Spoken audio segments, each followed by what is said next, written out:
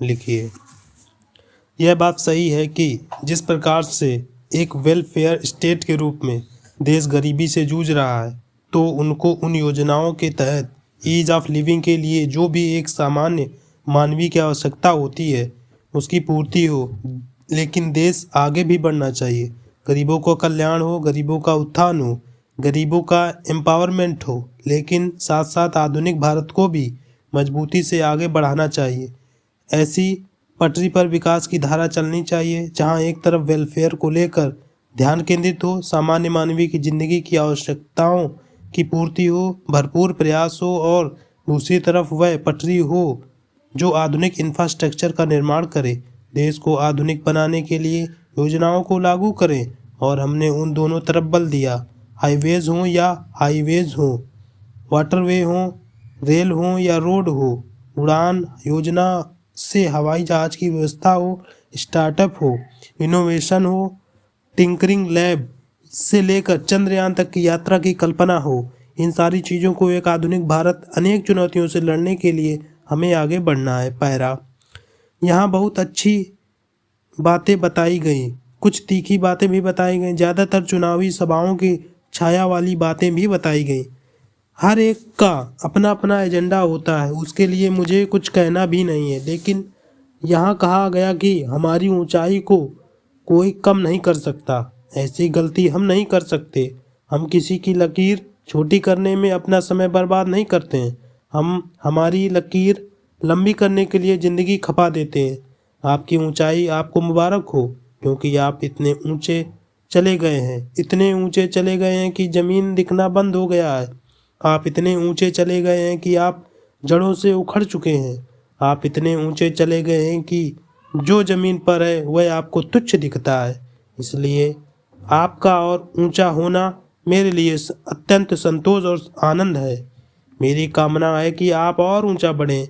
हमारी आपसे ऊंचाई के संबंध में कोई स्पर्धा भी नहीं है, क्योंकि हमारा सपना ऊंचा होने का है ही नहीं, हमारा सपना जड़ों से जुड़ने का है। हमारा सपना जड़ों की गहराई से जुड़ने का है। हमारा सपना, हमारा रास्ता जड़ों से ही ताकत पाकर देश को और मजबूती देना, यह हमारा रास्ता है। इसलिए जिस स्पर्धा में हम नहीं हैं, उस स्पर्धा में हम तो आपको शुभकामनाएं ही देते रहेंगे। और ऊंचे और ऊंचे और ऊंचे जाइए। पैरा मैं देख रहा हूँ कि बार बार चर्चा आती है, लेकिन 10 फार एंड नो फर्दर एक बार पूरा हो जाना चाहिए। यह बात सही है कि कुछ लोगों के लिए लगाव होता है। अगर उनका नाम नहीं आता है तो उन्हें परेशानी हो जाती है। नाम ना आने से भी वह जैसे अपमानित कर दिया, उन्हें ऐसा महसूस होता है। ऐसा हो सकता है, ऐसा होना नहीं चाहिए, लेकिन होता है।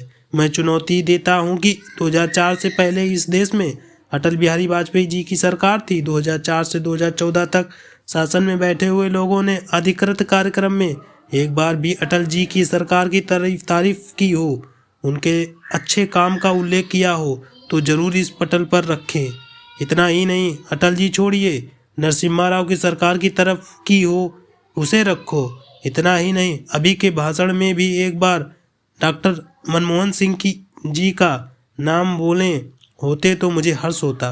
वे बड़े बड़े लोग थे, मैं उनकी बराबरी में कुछ नहीं हूँ। मैं तो एक सामान्य व्यक्ति हूँ। लेकिन लाल किले पर से शायद वेरीफाई करना चाहिए, शायद मैं पहला प्रधानमंत्री हूँ जिसने 2 बार यह कहा है कि आज़ादी से लेकर अब तक केंद्र और राज्य की जितनी भी सरकारें हुई हैं, सबका देश को आगे ले जाने में योगदान है। इस सदन में भी अनेक बार मैं कह चुका हूँ, आज दोबारा कहता हूँ। पैरा हम वो लोग नहीं हैं, और इसलिए बार बार यह कहना, हाँ उनकी अपेक्षा है कि वही नाम आए, वह एक अलग बात है। मैं उदाहरण देता हूँ कि हम लोगों का कैरेक्टर क्या है, हम लोगों का चरित्र, हमारी सोच क्या है। मैं जानकारी के लिए उदाहरण देता हूँ, तभी आपको समझने में सुविधा होगी। सबको नहीं होती है। गुजरात में मुझे लंबे अरसे तक मुख्यमंत्री के नाते काम करने का अवसर मिला। गुजरात के 50 साल हुए, गोल्डन जुबली ईयर था। उस गोल्डन जुबली ईयर के अनेक कार्यक्रम किए, सबको साथ लेकर किए। लेकिन एक महत्वपूर्ण काम मैं आज यहाँ बताना चाहता हूँ। मैंने सरकार को सूचना की कि 50 साल में जो राज्यपाल महोदय के भाषण हुए उन भाषणों को कंपाइल करके उनका एक ग्रंथ निकाला जाए और वह हिस्ट्री का रिकॉर्ड बनना चाहिए। अब मुझे बताएं कि 50 साल का तक गवर्नर का भाषण मतलब किसका भाषण था? उस समय की सरकारों की एक प्रकार से वाहवाही करो या उस समय की सरकारों के काम का उसमें लेखा जोखा था? वे हमारे दल की सरकारें नहीं थी, लेकिन वह हमारी सोच का हिस्सा है कि शासन चलाने की व्यवस्था में जो भी है, देश को आगे ले जाने में जिसकी भूमिका है, और वह पूर्णतः सकारात्मक था। किसी अखबार के एडिटोरियल का कंपाइलेशन नहीं छापा था, गवर्नर के भाषणों का छापा है। वह आज भी उपलब्ध है, उसे जाकर देखें। इसलिए यह कहना कि देश में पहले जो काम हुए उन्हें हम बिल्कुल गिनते ही नहीं हैं और बार बार हमें सुनाते रहना, यह सुनाने का उन्हीं को हक है जिन्होंने कभी किसी को स्वीकार किया हो। वरना देश को लगता था कि उनके कार्यकाल में नरसिम्हा राव जी को भारत रत्न मिलता। उनके कार्यकाल में पहली टर्म के बाद डॉक्टर मनमोहन सिंह जी को भारत रत्न मिलता, लेकिन परिवार के बाहर के कुछ व्यक्ति को कुछ नहीं मिलता है जी। यह हम हैं, हमारी सोच है। पैरा प्रणब दा किस दल के थे? किस पार्टी के लिए उन्होंने जीवन खपाया? उसके आधार पर हम निर्णय नहीं करते हैं। उनका देश के लिए योगदान था, भारत रत्न का निर्णय हम कर सकते हैं। पैरा यह कहने के बाद मुझे अच्छा नहीं लग रहा है, मुझे आनंद नहीं हो रहा है, लेकिन बार बार हमें सुनाया जाता है कि तो फिर 10 फॉर एंड नो फर्दर। आज मैं इस चीज़ को रिकॉर्ड पर रखना चाहता हूँ कि कृपा करके बार बार ऐसा मत भूलिए। हम किसी के योगदान को नकारते नहीं हैं। जब हम कहते हैं कि 125 करोड़ देशवासियों ने देश को आगे बढ़ाया, तो 125 करोड़ देशवासियों में सब कोई आते हैं। इसलिए कृपा करके हम चर्चाओं को इतना छोटा ना बना दे। माननीय अध्यक्ष जी, कल तो बड़े नारे बुलावा लिए गए, किसने किया किसने किया किसने किया। आज 25 जून है साहब, बहुत लोगों को जानकारी भी नहीं है।